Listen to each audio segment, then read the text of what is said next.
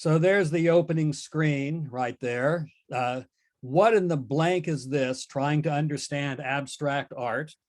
So a lot of people have no patience or tolerance for abstract art, and I'm going to try to make something of a case for it tonight. And I'm going to start putting up some images.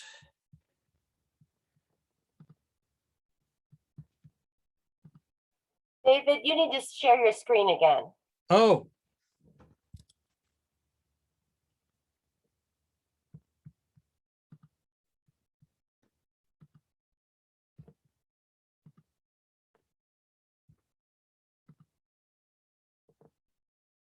Thank you for that, Renee. Okay, so I'll go on to another version of this. This is a piece by Georgia O'Keeffe. This is in the collection of the Art Institute of Chicago. It's called Blue and Green Music, painted in 1921. And so the first point I want to make about abstract art, non-objective art, if you will, art that has no recognizable image, is that oftentimes it is inspired by music. Many of the most prominent artists in this vein are on record as saying that their favorite art form is music. They are inspired by it. They listen to it when they are making their works and so on. And so notice that instrumental music, music without lyrics, is completely abstract. There are no words to make reference to the world. There are no images that make reference to the world. It's a kind of, if you will, pure art with nothing but artistic elements, notes, chords, rhythm, the timbres of the different instruments, et cetera, et cetera. And so some artists had the idea that something similar could be done, for example, in painting, exploiting the resources of color and line and texture and things of that nature, and perhaps achieve similar effects as can be achieved in music. So this one, you'll notice the title, Blue and Green Music.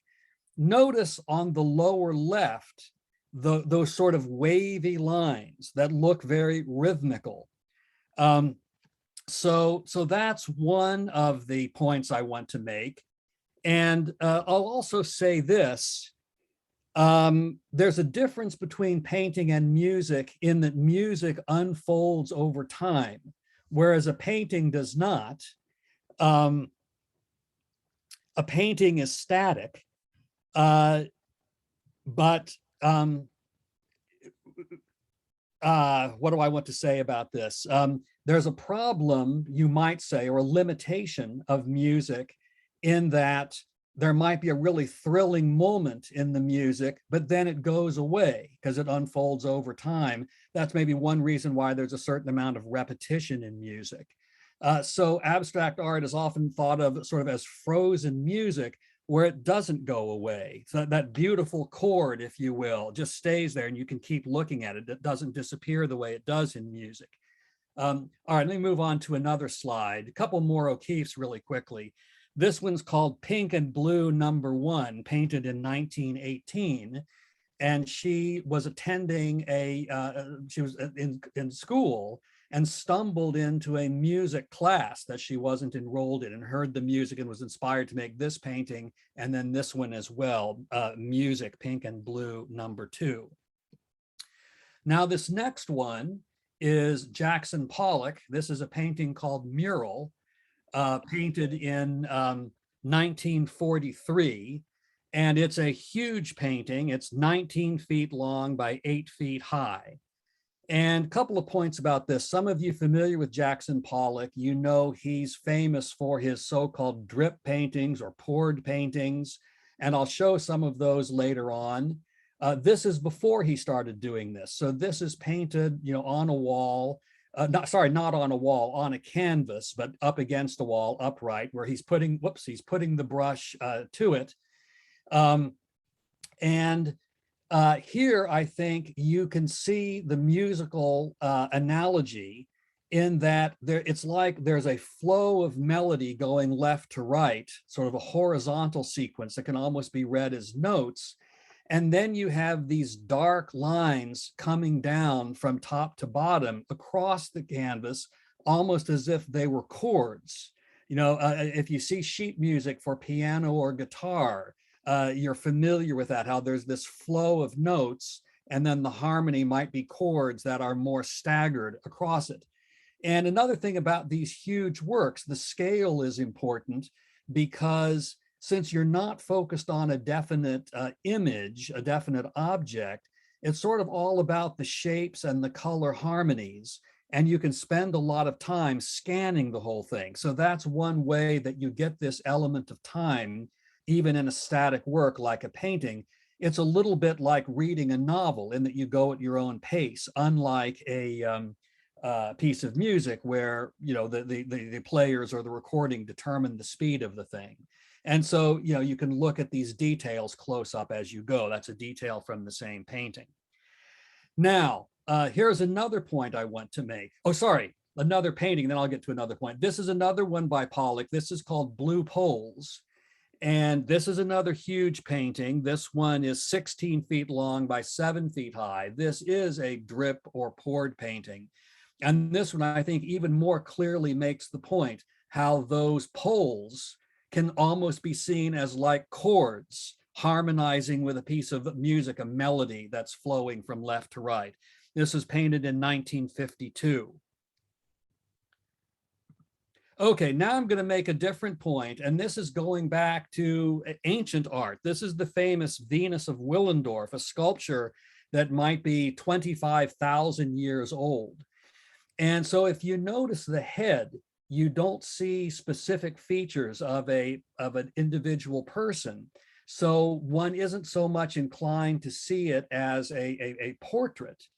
And so this is something that can be done with abstraction, where we're not talking about non-objective art. So let me back up and make the point that the term abstract art is sometimes used for non-objective art, as we've seen some of with these earlier paintings where there are no recognizable objects, but it can also be used when there's a lot of distortion.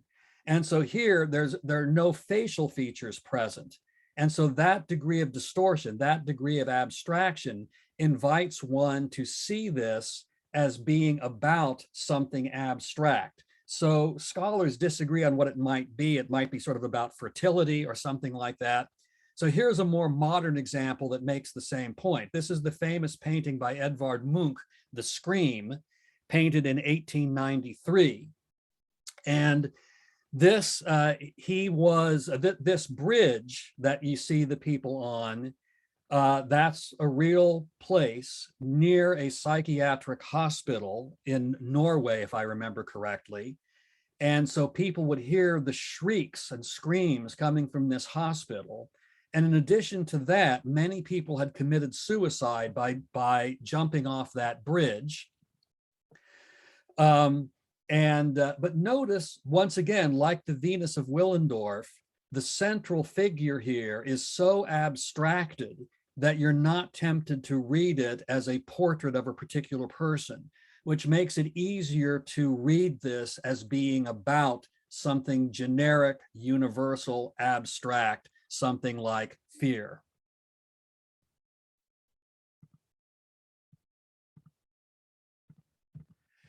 Okay. This isn't an abstract painting at all, quite obviously. So I need to explain what I'm doing with this one here.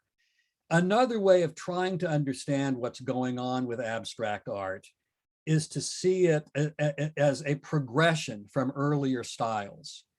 And so I think there's an interesting progression going from about 1850 to about 1910 among four art movements. Realism with a capital R, and I'll go back and say something about that in a minute, what that is.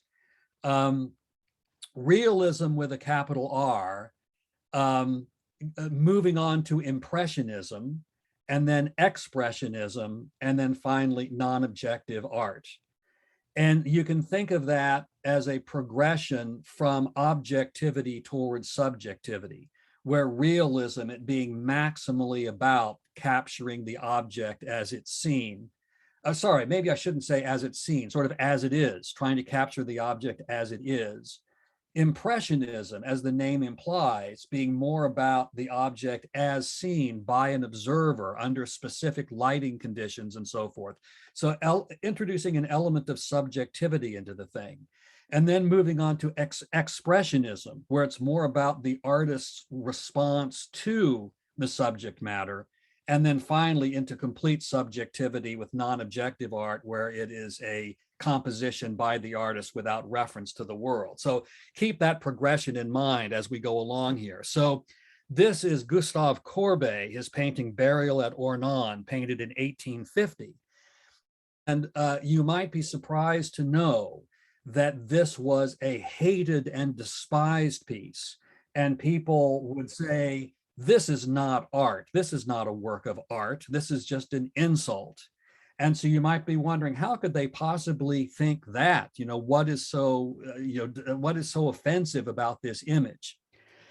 Well, the movement of realism, and that was what Courbet called his art. He called it realist with a capital R, and tried to establish a sort of a school of painters who were realists, where they wanted not only to be realists in the sense of depicting the real world, but also a choice of subject matter, that they wanted to choose ordinary subject matter and treat it objectively, not romanticizing it. This was sort of in the wake of Romanticism. And so here he's made this painting of the burial of an ordinary citizen of a rural town in France, someone not wealthy, someone not quote unquote important. And it's a huge painting. It's 22 feet long by 12 feet high. So at that time, the tradition was you could only have a big painting like that if it's about, royalty or something like that. So it was something of a political statement to say, the life and death of an ordinary citizen is a significant and meaningful thing to be treated in art. He even gave it the full title was something like A History of a Burial at Ornans. And that was a deliberate provocation because the tradition at that time was a history painting, is something that's really huge. So you do major historical events. So this is Courbet and realism. One more painting by him. This is called The Stonebreakers. And here you can see the realist aesthetic at work. What could be more ordinary and unglamorous than people engaged in this kind of manual labor? And he's trying to suggest, this is important, this is significant. You'll notice the man on the left, you can even see that his shirt is torn. So then we move from realism to impressionism. So now it's, as I was saying before, not so much about the object as it is, as the object as it is seen under certain lighting conditions.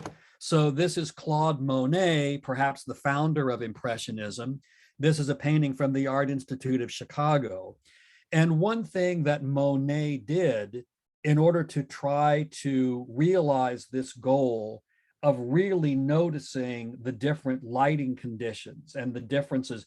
A good formula for Monet is eye over mind. He wants to record on canvas what his eye sees rather than what his mind knows is there. So one way to do that is to paint the same scenes under different conditions. So this is a beach in a rural town in France, and it's summer. And so you can see people all dressed up. That's kind of odd that you dress up like that to be on a beach, but these are their people who are there for pleasure in the summer. And then he painted the same scene. You'll notice the same angle, like look at the big mansion over on the left, like about halfway up on the left. So here's more or less the same angle, and it's winter. And so now it's just fishermen. It's not people there for pleasure. And notice how the sky is different and the colors are different. So there's the summer scene, there's the winter scene. And Monet did this over and over again. So another thing that helps lead to non-objective art, Monet is one of the people who sort of paved the way for this, is a certain amount of experimentation with how things are depicted. So this is the frog pond. And look at how he's got these streaks in the water where the paint is not mixed. It's kind of broken color to be mixed with your eye rather than physically mixed on the canvas. And it gives this sort of shimmer effect. And you see this over and over again. Here's, I think, about 3 more. Look at the water. You see also the very bright colors and the reflections in water. These were things the Impressionists were interested in. And you see that shimmer. And one of the more extreme ones is this one, where you can really see the broken color technique in the reflections of the boats in the water.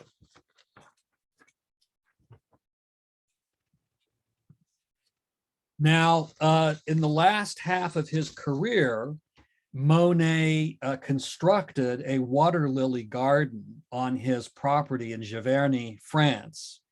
And so he painted these elements over and over again, the Japanese bridge, the willow trees, and the water lilies. And here's music again. This is called Symphony in Green. So one of the ways that Monet somewhat paved the way for non-objective art is that he was very much an optical painter. It was very much about visual pleasure. So if you think about that metaphor, symphony in green, sort of organizing a visual image where it's about, sort of the colors and the arrangement of colors. And so he painted this image multiple times. The Art Institute of Chicago has one of these. And then he also made a huge number of paintings just of the water lilies, 250 oil paintings. Now, another way that these influenced the later development of non-objective art is that these are what now might be called all-over paintings. The tradition in painting had been you have a foreground and a background. There's sort of something that's the focal point and other things that are behind it. But here he's chosen a kind of environment where it's sort of a slice of a big thing, like a big pond. And so the points of interest completely take up the canvas where there's not a foreground and a background. And this influenced the abstract expressionists like Jackson Pollock, whom we'll return to later on.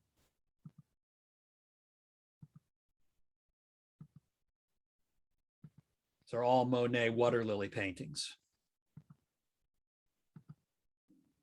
Many of these are very big too, like 20 feet long. Now, another series that he did is a cathedral in France. He painted these about 30 some paintings of this same cathedral, completing them in 1894. And what he did is he would start painting one under certain lighting conditions at a certain time of day. And he'd only work on it for a few minutes and then he would stop. And then he would wait until the next day around the same time to sort of keep going. So he's just getting it under certain lighting conditions. And then he executed all the paintings that way, again, to bring out the differences that you find under different lighting conditions. So just to quickly show you a few of these.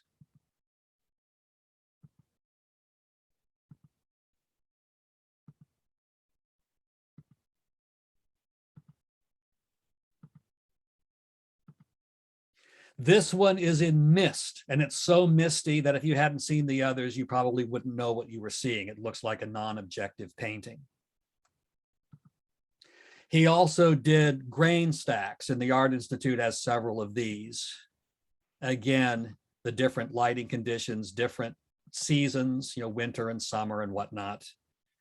Always as a way of trying to record what the eye sees rather than what the brain knows. Okay, now we go to Expressionism. So if you think about this progression from objectivity to subjectivity, now we're on to the artist's response to the material. So this is Vincent van Gogh, one of his self-portraits, which he made in 1889. Look how edgy it is. Look at that swirling sort of background and then the expression on his face. This one, by the way, is not so much on the expressionist angle, but I wanted to throw this in here. This one's called The Red Vineyard. Because another point I want to make is that these art movements that might strike a person as unusual, they're never just completely new. They're always rooted to some degree in earlier traditions. So here you can see that Van Gogh, who was from the Netherlands, he had come down to France and he had discovered Impressionism. And you can see the influence of Monet and other Impressionists on this painting. All right, now we get into the full-blown Expressionism. This is one of his most famous paintings, The Starry Night. And here you can see there's no effort at all to record accurately what he's seeing. This is all about his emotional response, how the moon is just sort of blazing and everything looks just kind of fiery and turbulent and just full of emotion. So it's his response to the natural world rather than a depiction of it. Here's one of his self-portraits where he's just laid on the paint incredibly thickly, and that texture, has a kind of emotional power. So again, you look at this and you can see it's not just a restrained, record of what he looks like when he looks at himself in the mirror. This one is called The Sower. Look at how he has the sun low on the horizon, just blasting away with incredible intensity. So Van Gogh always had this sort of ecstatic reaction to nature. Again, not an accurate depiction of what the sun would look like, but a record of his emotional response to it. This one is called the Night Cafe, or the All Night Cafe. And you notice, I'll use another musical analogy. There's a lot of dissonance in this painting, a lot of colors that clash. The green of the pool table doesn't match very well the green along the ceiling. There's a kind of sickly yellow in those lights, and they're kind of radiating in a way that makes you feel kind of queasy. The pool table looks unsteady and wobbly. And so Van Gogh was a prolific letter writer, and he wrote to people in 3 different languages, and very eloquently would describe what he was trying to do in his various paintings. And this one, he said, this was a place he used to hang out at in the middle of the night when he couldn't sleep, 2 a.m., 3 a.m. And he said it was just dangerous folks who would hang out there, people involved in crime, people involved in, drugs and things of that nature. And he said, I wanted to show it's a place where you could go to in the middle of the night to go insane. That's the impression he wanted to make. This is perhaps the last painting he ever made. Evidently, the record is not completely clear, but this is called Wheatfield with Crows. And this one makes another interesting point about art, that sometimes when you know something about biography, it affects the way you see a work of painting. And here the salient fact is that he shot himself in this wheat field shortly after making this painting. And so then the crows can be seen as a symbol of death. Whether he intended that or not, we don't know. This is Edvard Munch, continuing the Expressionist theme. This is his sister, Inger Munch. This is painted in 1892. I'd like you to look carefully at her face, because the next painting is more of an expressionist one, and you will see her face transformed. So I'll show you that now. This is called Death in the Sick Room. And so this is about and you can see Inger there, left of center, her face completely ashen, and you see the red lines around her eyes. So one of Munch's siblings died young of tuberculosis. And so this is the scene of the family in the sick room of the dying child. One thing that's interesting about it is that they were all young when this happened, but Munch has decided to depict them as adults. So, this is part of his expressionism. He's not that concerned with getting the physical look of it accurately. He wants to depict the emotion of the thing. Now, this makes a point about how art can take on a meaning not intended by its creator. These next three I'm going to show are works by the great Italian Renaissance sculptor Michelangelo. These made roughly 1520 to 1523. These are unfinished. What happened was he was working on a huge suite of life-size sculptures, portraits that he's carving out of marble, when his work was interrupted, when the Pope ordered him to paint the ceiling of the Sistine Chapel. And so he never returned to finish these works. So in his mind and in his time, these probably wouldn't be seen as works of art. These are just, beginnings of them, but not works of art. But to more modern taste, they have expressive power, because the contrast between the flesh, where he's finished his chiseling, and then the unfinished background gives the strong sensation that you're looking at someone who is bound, who is a captive, who's like struggling to be freed and is trapped. And these are sometimes called like the slaves or the bound captives. So here, I'll show you two more, this one and one more. So I can see these as being works of expressionism, although they weren't intended as such. Okay, so let me pause here and say I'm not going to at this time go to the next stage of the progression, which is non-objective art, but I'm going to get that very soon. What I want to do now is a couple of things. I want to point out how the invention of the camera is another one of the factors that has led to abstract art. Prior to the invention of the camera, there was a strong need for artists to perform a documentary function, where you're recording what the world looks like in terms of portraits, in terms of landscapes, and so on. Once the camera was invented, there was not as much need for that. So that's one thing to keep in mind when we're thinking about this. A second point I want to make is to talk about specific earlier art styles that have led to non-objective art. So I already talked about this sequence ending in Expressionism. I want to also do this with two other modern movements, Fovism and Cubism. So first, let's talk about Fovism, and I'm going to start with a precursor to it. So this is the post-impressionist Paul Gauguin, but before he was doing anything like that. This is a very conservative painting. This was painted in 1876. It's a still life, and you can see he's got the shadows, he's got the illusion of three dimensions, the way we can see the where the edge of the table is, and so on. Doesn't look like a modern painting at all. But then, under the influence of Impressionism, what he liked in Impressionism was the bright colors.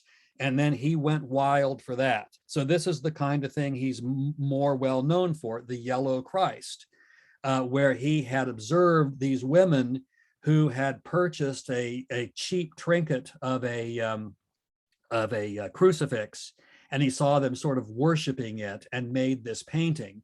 But look at all the color, the yellow of the Christ, the yellow of these golden fields, those bright red trees. So this is what interested him. And so this is a kind of what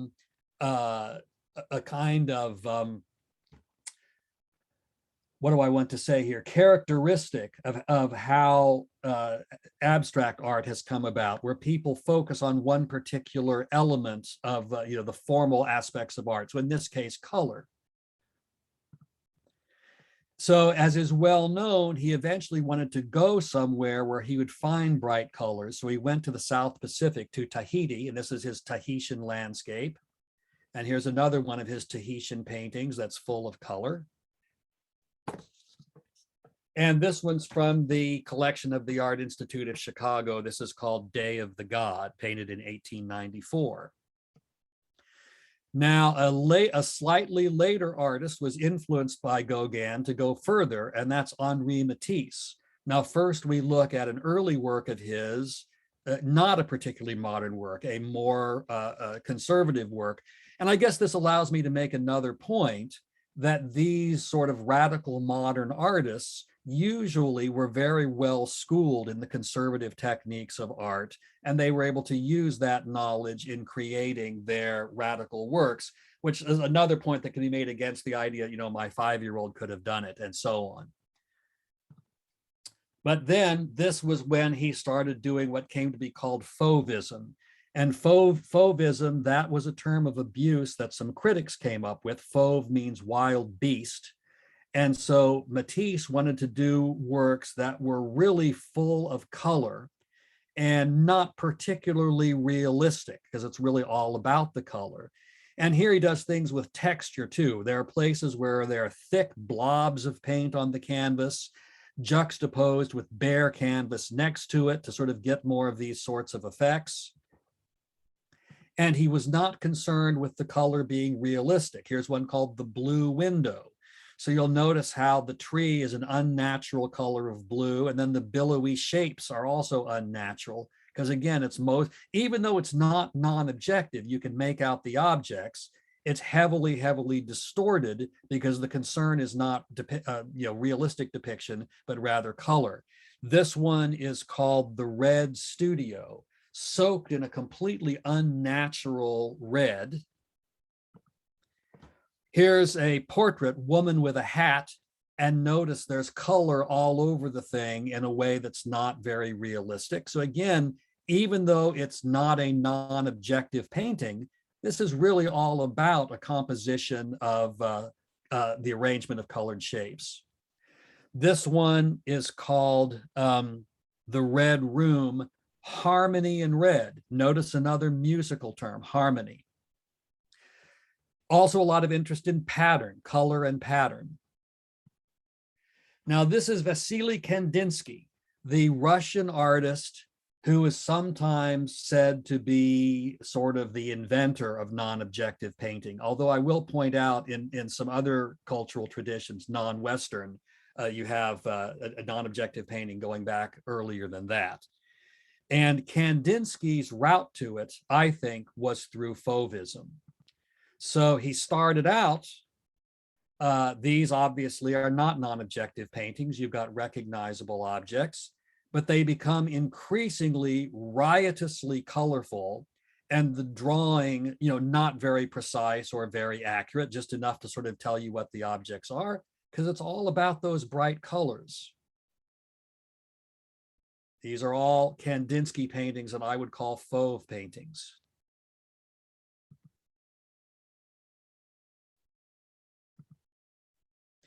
This is a good example. Look at that blue mountain, and then these very colorful trees to the left and right, and then people in colorful costumes on these white horses. Again, an extremely colorful work. So then this one was a turning point. This is called Church at Murnau. So if you look carefully, you can see there is a building there. You can see some windows on it. You see, it looks like a chimney. You can see light kind of glinting off of it. And what happened was, one day he returned to his studio and saw a painting that struck him as really beautiful, really striking, but he didn't recognize it. And then he realized it was this painting turned on its side. And so when it was on its side, he couldn't recognize the objects. He saw it just as an arrangement of colors and shapes, and decided he wanted to explore that, and thus began in the Western tradition non-objective art. So he started making works like this, where you don't see any recognizable objects. Now, I think these paintings nonetheless have a definite sort of feel and content to them. They look energetic. You have the sense of movement. You have the sense of turbulence. You don't have the sense of sort of calm and stasis or anything like that. And we'll get to Mondrian, who sort of gives you the opposite of this. So here you have all kinds of energy and movement. And I'm just going to run through so you'll see a little bit about what these like without lingering on any one very long. And in these, you'll notice you're not really seeing any recognizable objects. These are compositions of colors and shapes.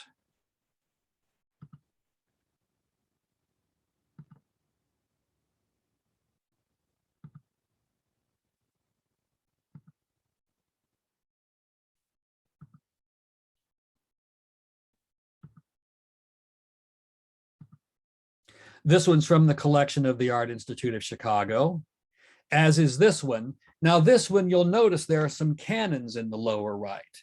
So sometimes in works that are largely non-objective, there'll be a few recognizable elements. So this is one. Here's another where you can see rain. And this one's Moscow. So you can see birds in the air, you can see buildings.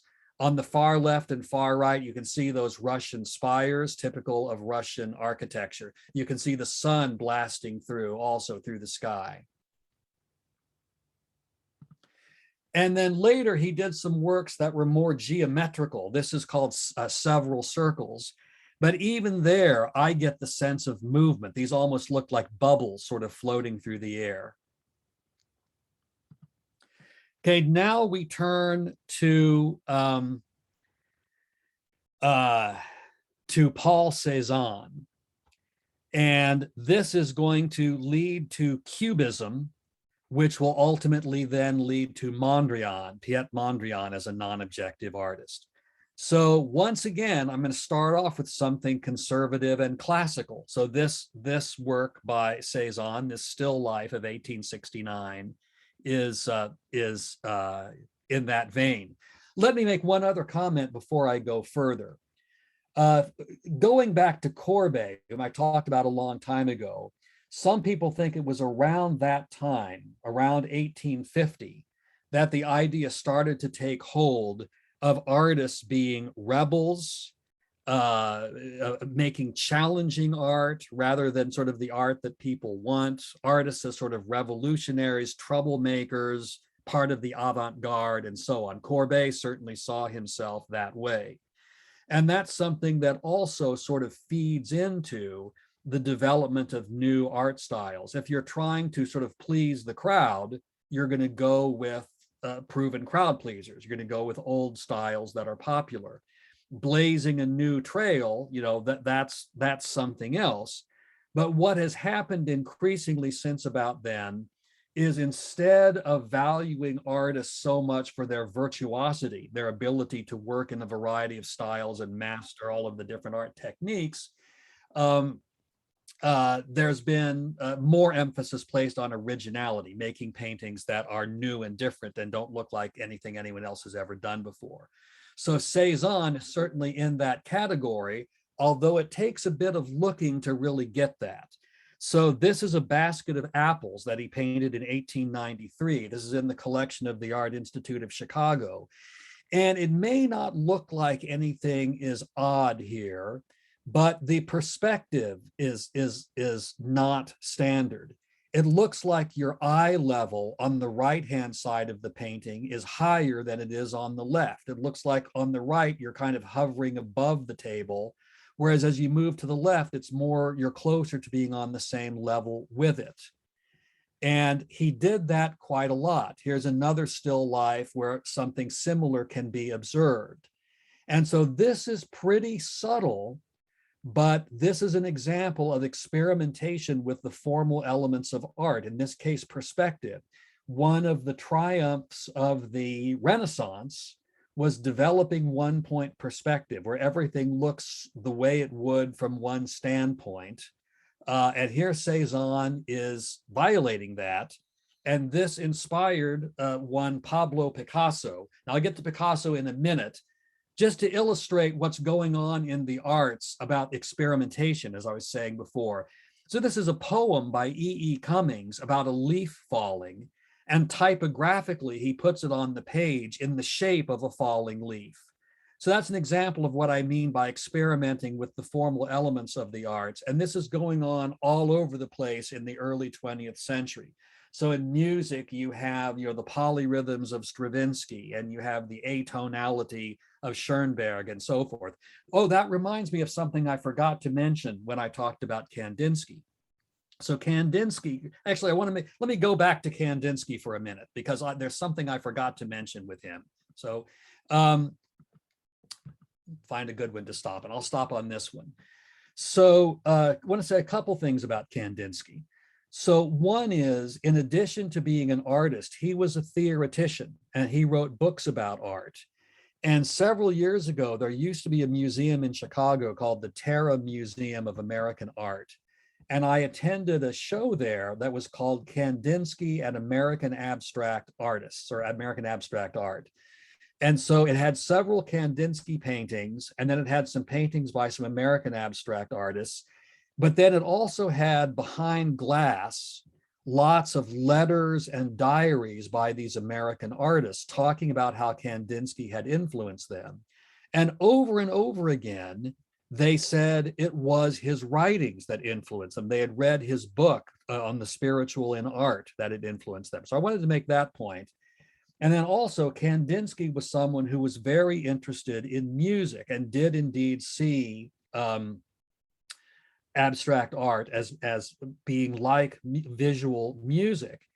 And a fun fact about this is the first scholarly article ever written on the music of Arnold Schoenberg, one of the most important 20th century composers, was written by Kandinsky. And the first article ever written on Kandinsky's art was by Schoenberg. So I just thought I'd point that out. Okay, let me go back to where I was. Okay, so I was just saying that Cézanne influenced Picasso. This is Picasso. This is something he painted when he was 15, called Science and Charity in 1897. And you'll see there's nothing strange about it, the way we associate weirdness with Picasso. So again, he was someone who had mastered all these Renaissance techniques. He was winning all kinds of art competitions as a youngster. But then in 1907, 10 years later, still as a young man, about 25, he did this. Maybe the most shocking painting the world had ever seen up to that point, Les Demoiselles d'Avignon. And so this is Cubism. And I'm not going to go into a whole explanation of Cubism, but one aspect of it is what's sometimes called simultaneity, showing an object from multiple perspectives at the same time. So look at the faces of the two women in the middle. You're seeing their eyes straight on, and you're seeing their noses in profile. So you wouldn't be able to see that from one perspective. So he's taken Cézanne's idea of multiple perspectives and just run wild with it. And so I'm going to start with some rather tame Cubist pieces. So this is a portrait of an art dealer named Vollard, where this breakup and shuffle of seeing things from different angles is fairly restrained. You can maybe even make out, if you were familiar with that face, you might be able to recognize him. Here's another fairly tame one where he has a violin that he's broken up and you see it from multiple angles at once. Notice again the musical theme. A huge number of Picasso's Cubist paintings are of musical instruments and or musicians. Guitarists alone, there must be 30 or 40 paintings of guitarists that he did Cubist style. And his collaborator, George Braque, another Cubist, here are two guitarists next to each other. Now it's so broken up, you'd spend a lot of time trying to find the guitar in there. But it takes a little time. And no one had ever painted stranger images than these. And so you can see, for all intents and purposes, these appear to be non-objective works.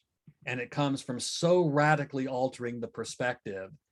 Now, here's a tamer work, but you can still see the simultaneity involved, in that the woman there on the left, if you look at both the left side of her face and the right side of her face that's kind of in yellow, there it looks like you're seeing her full in the face, but also if you just sort of go from the nose onto the left, you can see that's profile. So you're seeing from two different perspectives at once. This is his famous painting Guernica, painted in 1937, a huge painting, 25.5 feet long. And so this isn't non-objective, but it's highly abstract in the sense of it's full of distortion and symbolism. I guess for reasons of time, I won't go into all of that now. If anyone's interested later on, I can pull this back up and talk about the symbolism. But it's a response to a real event, a bombing during the Spanish Civil War, where were lots of casualties, and this was his protest about it. And an interesting fact is it was displayed in New York City the next year, 1938, for 2 weeks. And every single day, the cops had to break up fights that broke out in front of it. You know, that's how much power this painting had, how much emotion it aroused in people. All right, so Picasso influenced this man, Piet Mondrian, a Dutch painter, another one of the early founders of non-objective art in the Western world, like Kandinsky, starting in around 1910. So here's an early self-portrait. Here's a self-portrait as an older man. He was interested in trees. So here's a study he did of some trees. Here's a painting. He's up north, not in France. The leaves are gone and you got that interesting grid in the trees. You can see the influence of Impressionism, what with the reflection in water. But then he started doing these trees that are clearly influenced by Cubism. And the breakup and the fragmentation gets more and more severe. Now it's getting pretty hard to even see that that's a tree. That's called gray tree. This is apple tree in blossom. And without the title and without having seen those others, you probably wouldn't see a tree there at all. These are also trees. And now he starts moving into total non-objective art like this, sort of inspired by looking at things like trees, looking at the way the sun glints off of water when you look out into the ocean. And then he arrived at his the most famous style, which we see here, where it's very, very restricted. He did just rectangles and used only the primary colors of red, yellow, and blue. In fact, this one I'm not seeing any red. Most of them have red, yellow, and blue. And he would also use the values of white and black and gray, and then just straight lines. And then he did a huge variety of compositions with these means. And maybe I'll pause on this one just to make a couple of comments. So I was saying before how Kandinsky was something of the romantic of these non-objective artists, where it was full of passion and turbulence and movement and energy. Mondrian, it looks very static. You don't get the impression these things are moving. They look very sort of rational and carefully planned and carefully organized. So it seems to exhibit more of the aesthetic of classicism, the Greek of the aesthetic of the ancient Greeks, where it's all about order and clarity and restraint and balance. And he was very big on the concept of balance, that somehow, even though these are of irregular sizes, the whole thing will look in equilibrium, look balanced. I can mention, since my field is philosophy, I've owned a fair number of logic textbooks in my time, and quite often they use a Mondrian painting like one of these on the front cover. It sort of looks logical. Also, it's interesting, oftentimes there's the hint, the suggestion that the image continues off the canvas, like this lower red rectangle. And then this is one he made toward the end of his life after he had moved to New York City to escape the Nazis. So many European artists did that. This is called Broadway Boogie Woogie. So once again, you've got the rectangles, but look at how lively this one is, how now you do with this one have a sense of sort of movement. So these are sort of twinkling lights and everything. So you can almost see it as like cabs and cars driving down the street on Broadway with all of the traffic lights and the neon signs. This is Jacob Lawrence, African-American artist, part of the Harlem Renaissance of like the 1930s and 1940s. And his works tend to have the same kind of color that you find in someone like Matisse. And he also has lots of sharp diagonals. So these are very stylish paintings. I'm just going to show you a couple of them. This is called Barbershop, and this one is called Cabinet Makers, both painted in 1946. Then again, not non-objective, but abstract. I'm going to show a couple of works by Frida Kahlo, the famous Mexican artist. And her work, she's often classified as a surrealist, but I think she's more of an expressionist. Almost all of her art is about her personal pain. And there were a couple of sources of that pain. One is she had suffered an accident when she was about 19, I think. She was on a bus and there was an accident, and like a steel pole or something pierced her midsection. She suffered internal injuries. And as a result of that, doctors advised her not to try to have children, but she wanted to try and did, and it inevitably resulted in miscarriage. So this is a painting, this is called a Henry Ford Hospital. So she was in Detroit because her husband, the famous artist Diego Rivera, was painting his famous Detroit murals at the art museum there, and she suffered a miscarriage. And here it's a self-portrait of her on the bed in a pool of blood, crying and grieving over this event. And then this one, the title in Spanish, it would be something like a few small cuts, a few small nips, something like that. This is not a self-portrait. That woman is not her. It's a case that was in the news in Mexico at the time, of a woman who had been stabbed to death by her boyfriend or husband, I forget which it was. And his defense at the trial was this title that you see here, translated meaning something like, he said, oh, but it was just a few small nips. And a couple of interesting things about this from a formal standpoint. One thing that's interesting is usually we don't think of the frame as being part of the art, but here notice what looks like blood spatter all over the frame of the painting. And then also she painted this right after she learned that her husband, Diego Rivera, was having an affair with her sister. So in that sense, there probably was an autobiographical element to it. This is Georgia O'Keeffe, whom we started with. And this is a photograph of her. And when she was young, she lived a very long life, lived to be about 98 and had a long career. This is a portrait of her by her husband, Alfred Sieglitz, the famous photographer. And notice he's focusing on her hands. You know, she's an artist, so her hands are important. And here she is holding an animal skull. That was one of her themes. She painted skulls often. There she is as an older person, as you can see. And here she is doing a more conservative work. This is, where's the title? Bear with me a second. This is East River from the Shelton Hotel, painted in 1928. And so she was one of the first to do big cityscapes like this. This is Radiator Building, New York City at night. I wonder if it was influenced by Mondrian, because of those sort of pattern of lights that are on and not on. She also did southwestern scenes, southwest landscapes. I got a couple of those. And then also famous for animal skulls, as I mentioned. Here's one where you'll notice that it's contrasting colors, the white skull against the red and the blue and the black and the off-white. Notice, you know, those fissures in the skull being very realistically done. Now here's one from the Art Institute of Chicago, Cal's Skull with Calico Roses, where here it's all about very subtle color harmonies. The white of the skull is different from the white of the roses and different still from the white background on the left and right. So very subtle, close harmonies. Then she did huge, big blown up paintings of flowers. I'll show a few of those.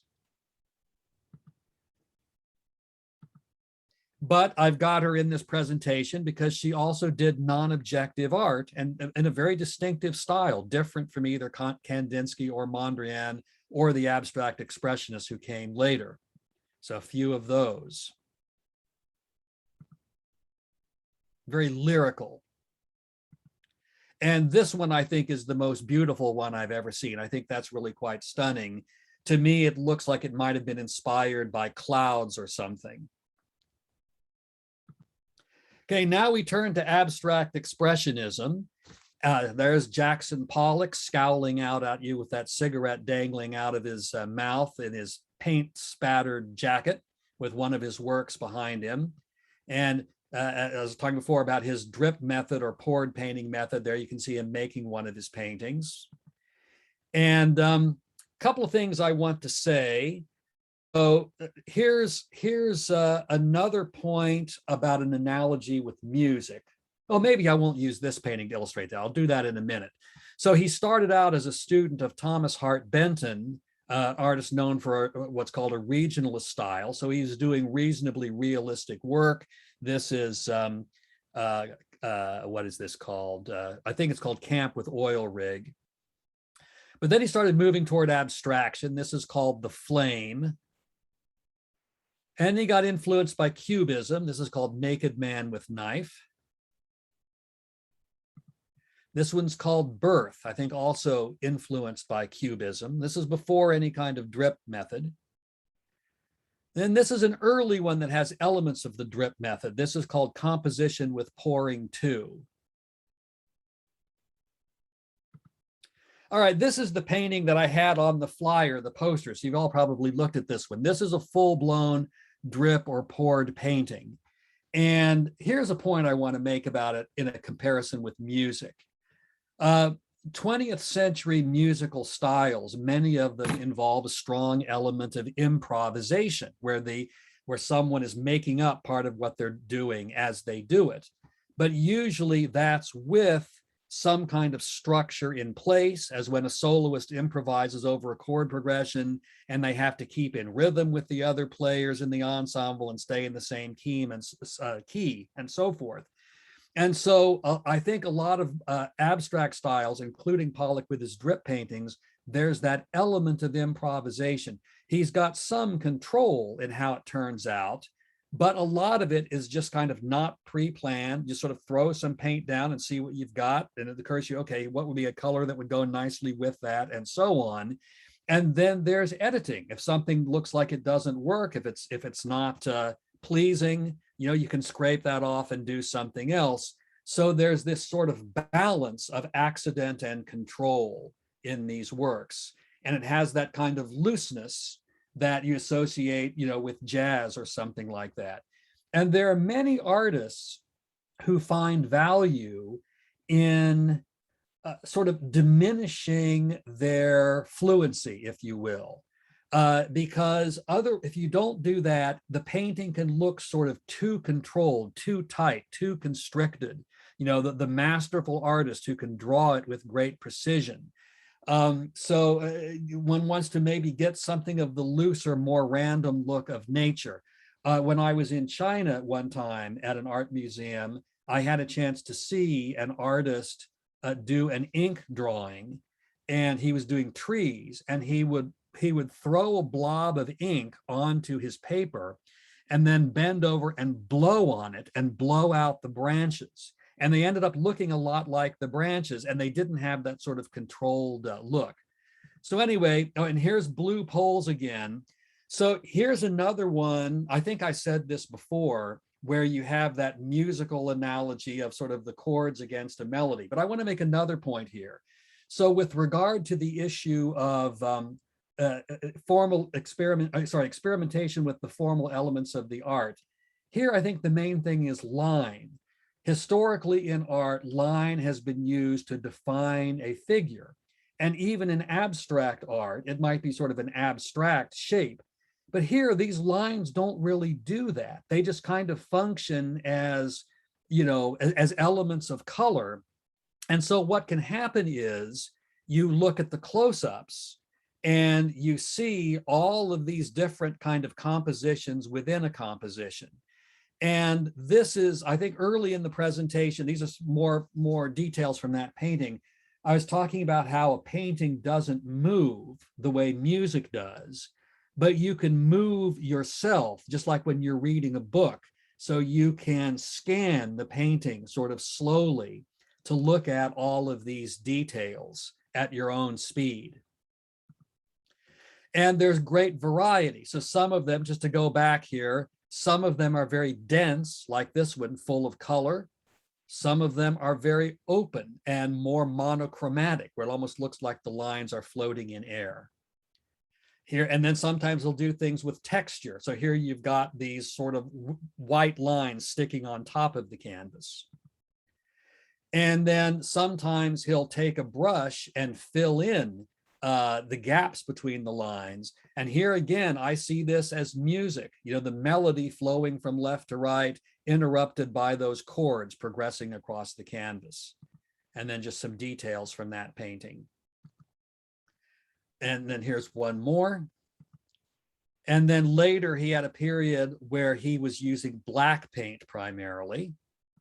And here's one of those. You can see the influence of Cubism on that face, where you can see it both as two profiles and one face full in the face. This one's called The Four Opposites, where he's experimenting with different art materials like metallic paints. And finally, this one is called The Deep. And you have that real sense that there's this fissure, going deep into the ocean or deep into outer space or what have you. I'm going to try to get through the rest of these faster because I've been droning on for a while and I appreciate your patience. So very quickly, I'm going to show a couple of other abstract expressionists. This is Mark Rothko, and he did these big floating rectangles, these soft luminescent rectangles. That was sort of his theme. So I'll show you a few of these sort of different colors so you get a different kind of emotional feel from them.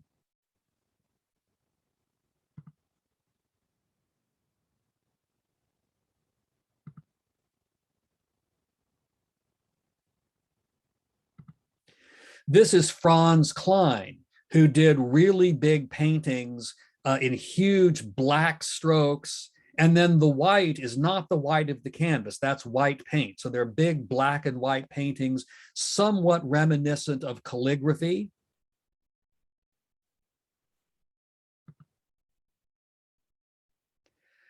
And then later he added color. And abstract expressionism has something of a sloppy aesthetic. The idea that you can have works that are sort of powerful and visually interesting, and they don't look neat. They look kind of sloppy. So it's not everybody's cup of tea, but I think it's sort of interesting from that standpoint. I'm kind of a sloppy person. I like sloppy art. This is Hans Hofmann. He's another one who's really to color. Just a few of his. This is The Golden Wall, which is in the collection of the Art Institute of Chicago. There's another abstract expressionist, Clifford Still. All of these artists are doing really big canvases, so it has more of an impact than you get from the screen. He liked to use a palette knife and have these sort of spiky, craggy things that are almost like suggestive of like mountain ranges or something.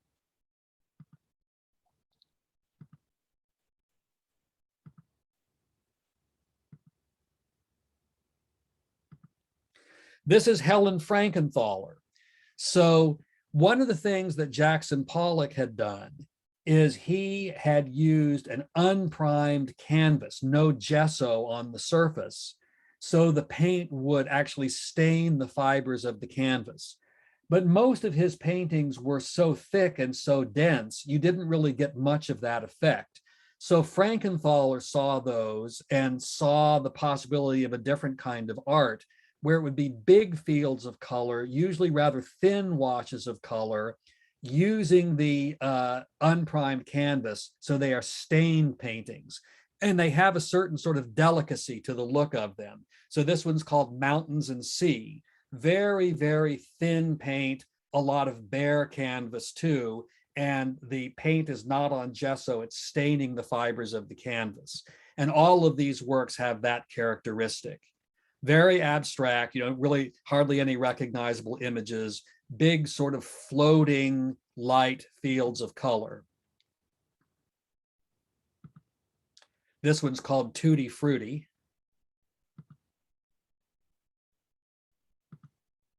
This one to me almost looks like a lava lamp. That's not what it is, but anyway, that's another Frankenthaler.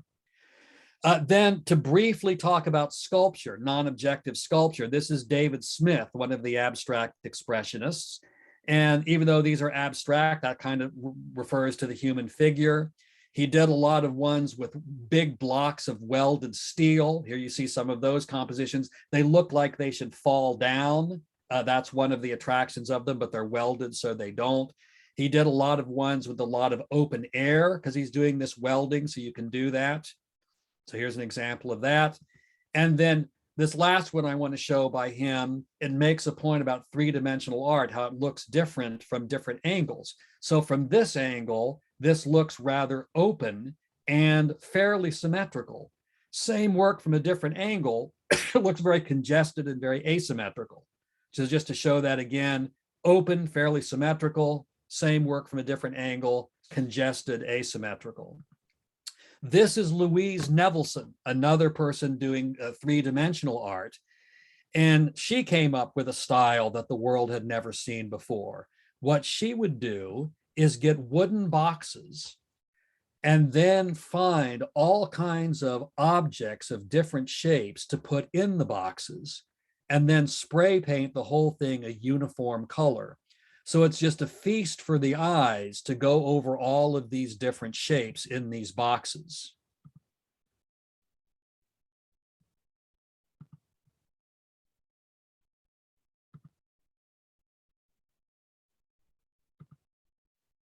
Not always black, sometimes gold, sometimes white.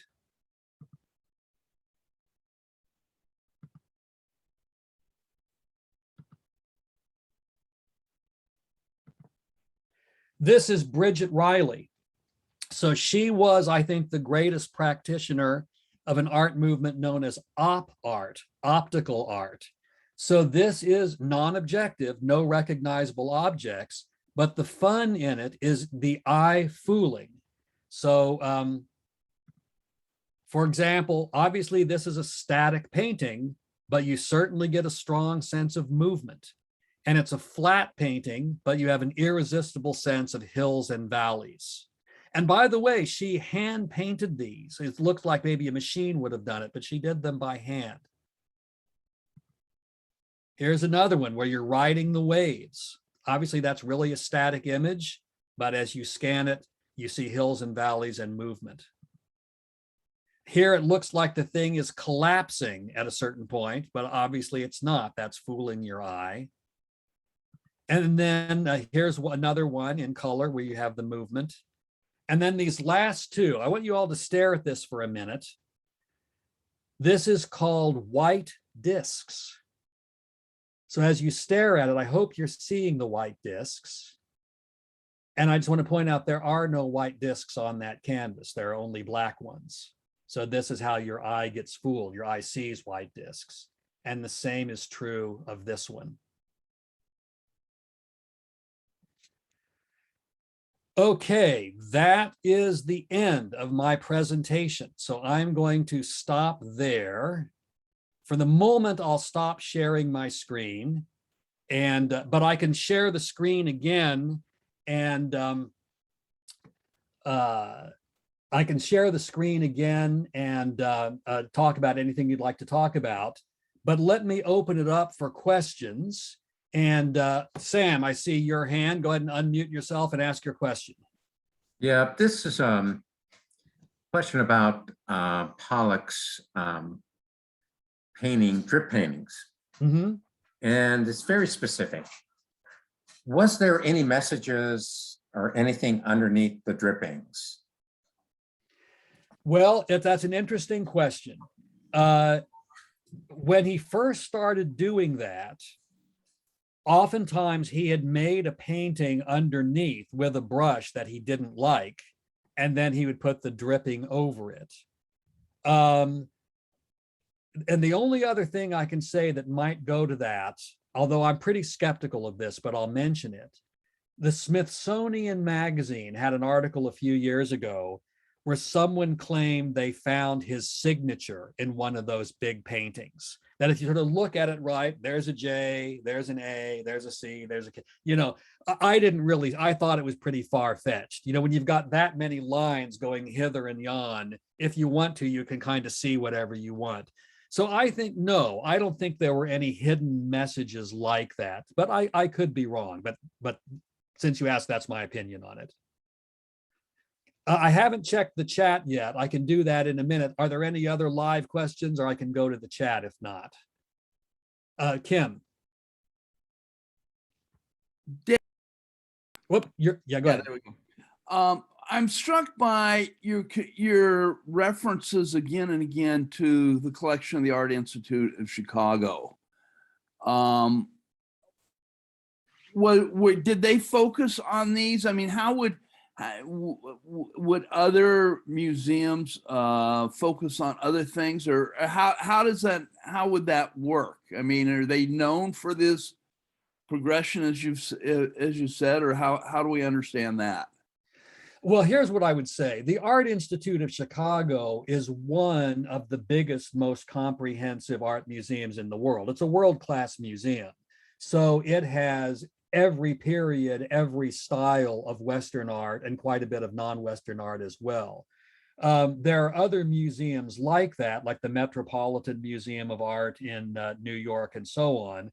But there are other museums that specialize. It might be a Museum of American Art, or how about this, the Museum of Modern Art in New York City. That very much specializes in a lot of the stuff I was showing. But even in a comprehensive museum like the Art Institute, there tend to be some things they specialize in. So for example, I've read they have the biggest collection of Monets in the world outside of Paris. So like Impressionism is one of the things they specialize in. The reason I mentioned so many Art Institute paintings is simply that that's our local museum. So, if you want to see some of this stuff, pretty much, I think all the artists I talked about, with the exception of Michelangelo, they don't have any Michelangelos, but I think everybody else they've got there. I'm just going to check the chat real quickly and see if there are questions there.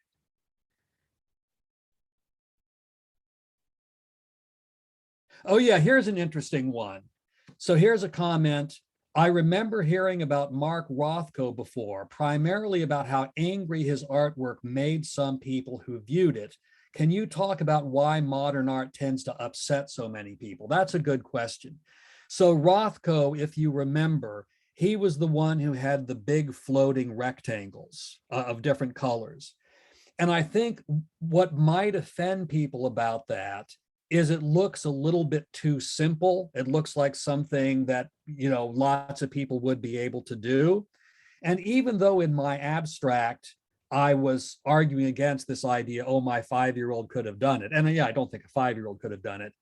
I do think some of these art styles are easier for people to do than others. So probably with a little practice, a person could make a decent Rothko knockoff. So the reason why Rothko is famous, I think, is mostly because he's the one who invented that sort of look. And so, then you get the credit for it, even if it's something kind of easy to do.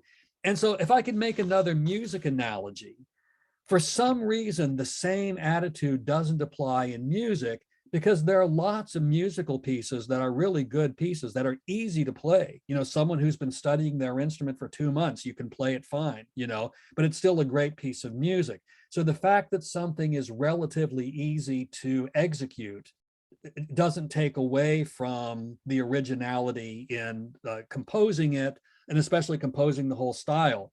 So why are people angry about Rothko? So, partly some people are angry about any kind of modern art because it doesn't look like the art they're used to, and it looks like something that would be too easy to do. I suppose that's part of it.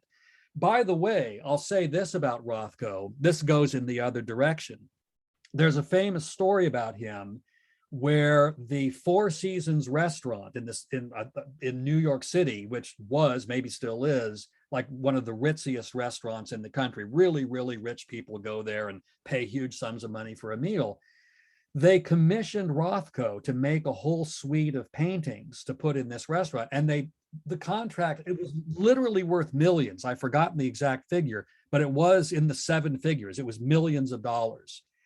And so he executed the paintings, but then before he delivered them, he went to that restaurant, and it just made him angry. He said, nobody should be paying this kind of money for this food. They're just doing it to show off how rich they are.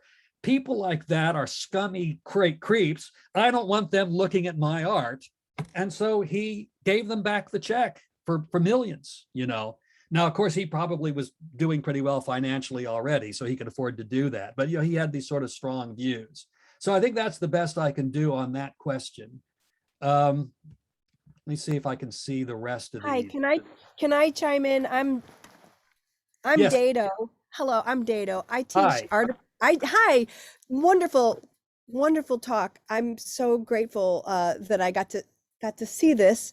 I teach art appreciation here at Purdue, and I just wanted to add that one of the reasons why people are so resistant to this kind of looking at art is because it doesn't look like something to them, and people are used to looking at something that they can identify it and then decide if they like it or not like it right away. And one of my jobs is to get people to look at stuff that they don't know what it is, not recognizable, not representational, and really look at it for a long time, and then have actual critical thoughts about it that aren't just I like it. Yeah. Yeah. And that's where I think a talk like this is really handy and really, really nice. And I want to ask you a question, David. Yes, Is your art in the library? it is. I like it so much. Thank you. Well, thank you. We walk around the library and we walk around the school because we have quite an awesome art collection here at Purdue. And I connected the dots. I was like, that is a professor, I think. And then I was right. So good job. Well, thank you. Undoubtedly, you will have noticed it's not a very original work. It's obviously inspired by Jackson Pollock, but But it must have been fun to make. it was great. It was very much fun to make that. Yeah, absolutely. Thank you so much for that comment. You're welcome. I'm not seeing any more messages, but then again, I'm so bad at this that maybe oh, I do now. I'm seeing some more. Okay, but I'm not seeing any more questions. Yeah, go ahead. David, really enjoyed your presentation, even though I believe that you probably belong to those scientists and philosophers who appreciated art. So now that I see that you are doing this type of research, so probably I put you in that category of the greatest scientist. No, I'm serious about that. Thank you. Because I know very little about art. What I was wondering is that there is definitely this connection between philosophy and art. But in terms of the analysis, would you think that there may be some differences in the analysis, in the type of inquiry done by a philosopher of an art compared to an artist doing the inquiry? And what would be the difference? Like, to me, it seems that there must be some differences in seeking the truth and the prediction. What I mean by that is that the artist might be looking for the artistic truth rather than if there is so-called actual truth. I don't know. I want to hear your comments. Well, it's a very interesting question. I guess the first point I would make is the different medium you're working in is going to make a difference. So philosophers, they deal with writing, with texts. Philosophy is all about reading classic texts and sort of thinking about those and the problems they raise and so on. So those problems are different than the problems of dealing with paint or dealing with sculptural materials or dealing with music and so on. And so I think, artists of all kinds are usually not quite so concerned with advancing sort of specific propositions and truth claims.